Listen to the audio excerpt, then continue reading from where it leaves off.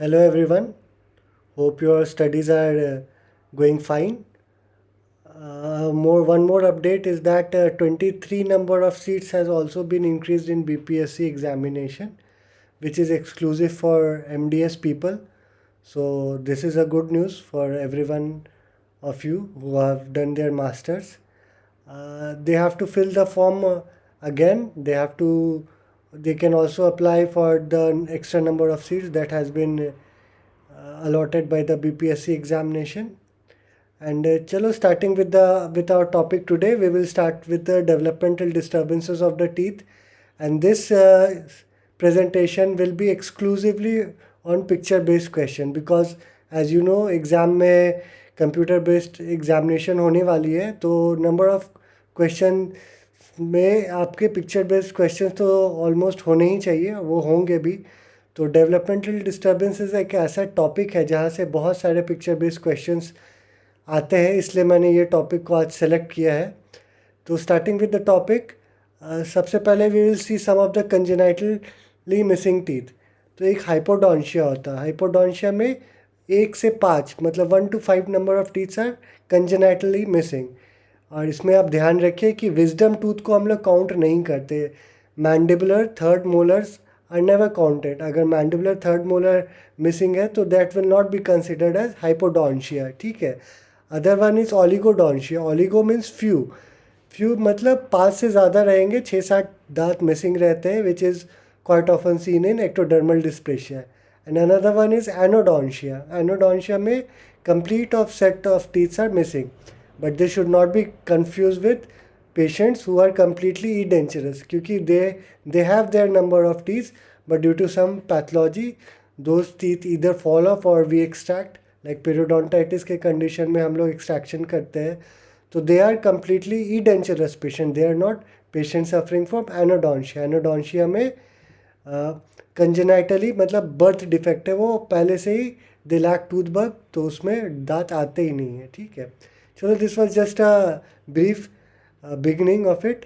अच्छा, then will move to the developmental diseases in the shape of the teeth. Shape में क्या क्या differences रहते हैं वो हम लोग यहाँ पे जानने की कोशिश करेंगे। तो साइड बाय साइड आप भी सारे क्वेश्चंस का आंसर देते रहे। आप पेन से लिख भी सकते हैं एक पेपर में, या फिर माइंड में आपको मैं टाइम दूंगा, आप सोच के बता सकते हैं कौन सा क्या, या पॉज करके भी देख सकते हैं। तो ये 3 डेंटिशन का मैंने पिक्चर दिया है, तो इसको आपको डिफ्रेंशिएट करना है कि ये कौन कौन सा एनॉमली है, डेवलपमेंटल एनॉमली कौन सा है। एक तो हिंट ऑलरेडी मैंने दे रखा है कि इट इज़ शेप में disturbance, anomaly in the shape of the dentition.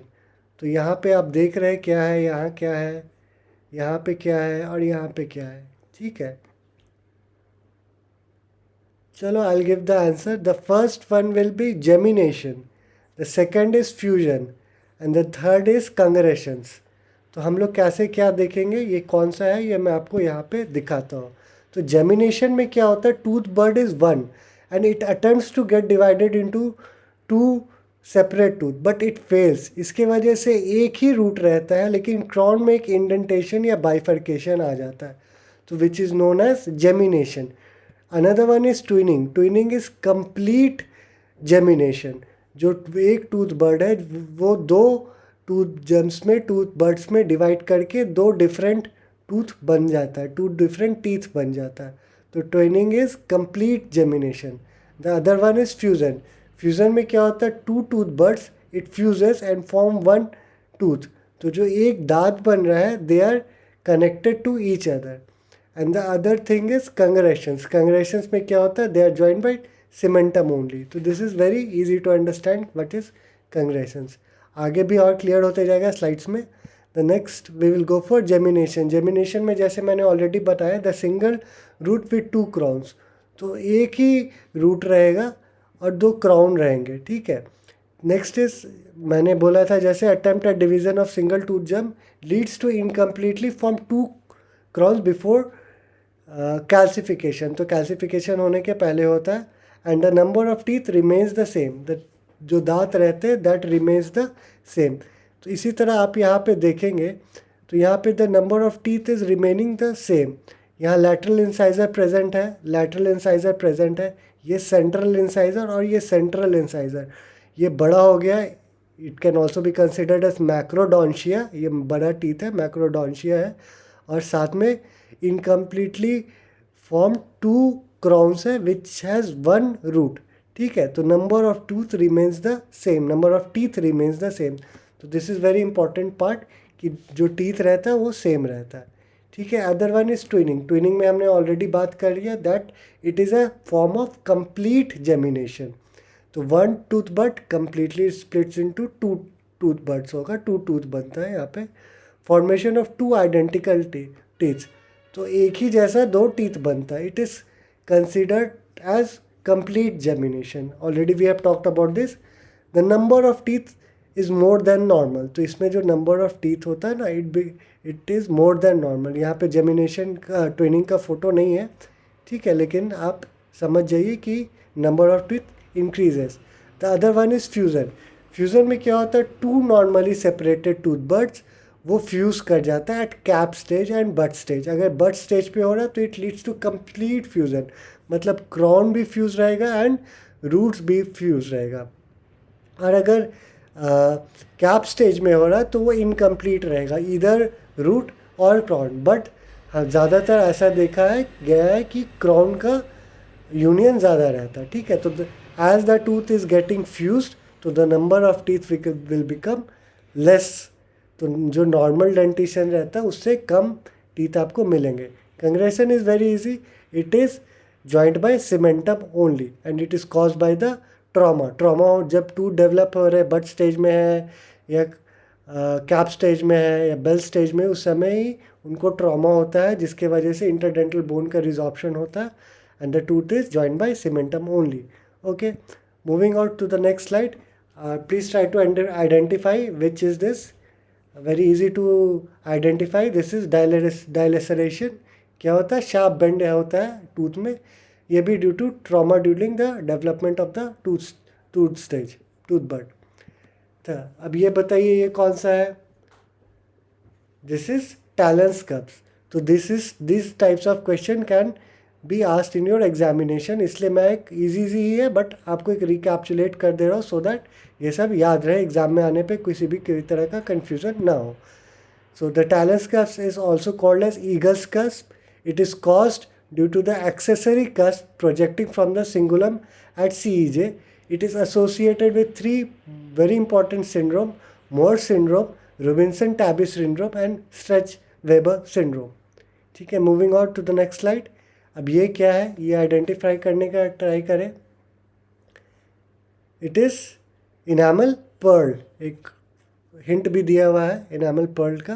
तो what is enamel pearl, ectopic depositions of enamel. It causes localized it is caused due to the localized bulging of odontoblastic layer and it is most commonly seen in mandibular molars. Very easy. Next is, can you identify this?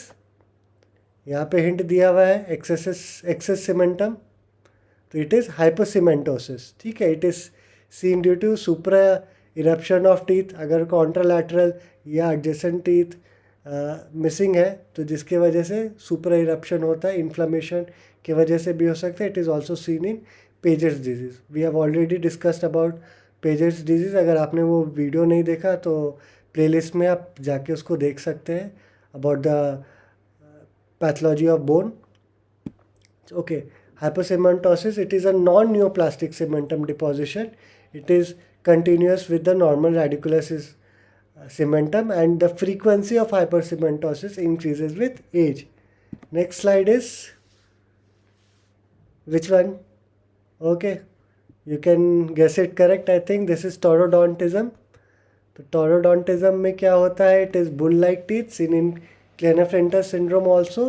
इसका क्या क्या features रहेगा, तो large pulp chamber, short roots, cervical constriction is absent and apical occlusal height is increased. Next slide. बहुत अच्छे से इसमें pictures है प्लस आपको हिंट भी दिया हुआ है। Tooth within a tooth, so tooth within tooth appearance is seen in dens in dente which is dens invaginatus. तो इसको कहाँ मोस्ट कॉमनली देखते हैं, तो most commonly it's is seen in maxillary lateral incisor. तो ये भी एक हिंट रहता है कि आपको अगर मैक्सिलरी लैटरल इंसाइजर का इमेज दिख रहा है और आपको डेंस इंडेंटे दिख रहा है, तो आप क्लियर नहीं भी हो पा रहे, तो आप देख रहे हैं कि मैक्सिलरी लैटरल इंसाइजर है, तो most probably it is dens in dente या डेंस इनवैजिनेटस। तो Oehlers has classified into 3 types. Number 1, completely line by enamel, मतलब इनामल में ही इनवैजिनेशन रहता है, बहुत ज़्यादा डीप नहीं रहता है। टाइप 2 में डीप रहता है, वो पल्प चेम्बर तक जाता है। टाइप 3 में वो पीडीएल से कम्युनिकेशन करता है। ए और बी में सब कैटेगराइज है। ए में it communicates via pseudo membrane and B में its communicates via apical foramen. तो ये लैटरली कम्युनिकेट करेगा, ये मोस्टली अपाइकली कम्युनिकेट करेगा। रेडिकुलर डेंस इंडेंटे भी होता है, जिसमें HERS Hertwig epithelial root sheath का परफोरेशन के वजह से होता है। ओके, नेक्स्ट स्लाइड, ये क्या है? This is again talus cusp and this is Lielong's premolar. So this both can be considered as dense evaginatus. Dense evaginatus is presence of accessory cusp or enamel globe-like structure on the occlusal surface. तो most commonly it is seen in premolars. ठीक है, अब हम लोग आते हैं developmental disturbances in the structure of teeth. तो आप ये आइडेंटिफाई करके रखिए कि ये कौन सा डिस्टर्बेंस है। ठीक है, this is disturbances in the structure of teeth. इसमें येलो ब्राउन ओपेलेसेंट टीथ दिख रहे हैं आपको, थिन टू नो इनेमल है। और ये स्लाइड मैं आप लोगों को नेक्स्ट अपना वीडियो में डिस्कस करेंगे। इसके साथ साथ और भी काफ़ी सारे पिक्चर बेस्ड क्वेश्चन रहेंगे। इसको इस स्लाइड में, इस पीपीटी प्रेजेंटेशन में इंक्लूड करने का आइडिया इसलिए नहीं है क्योंकि इसको मैं ज़्यादा लॉन्ग नहीं बनाना चाहता हूँ, और इजी करके आपको पार्ट बाय पार्ट में we will discuss. So stay tune for my next update and please share, like and subscribe my channel. Okay, thank you everyone and happy studying.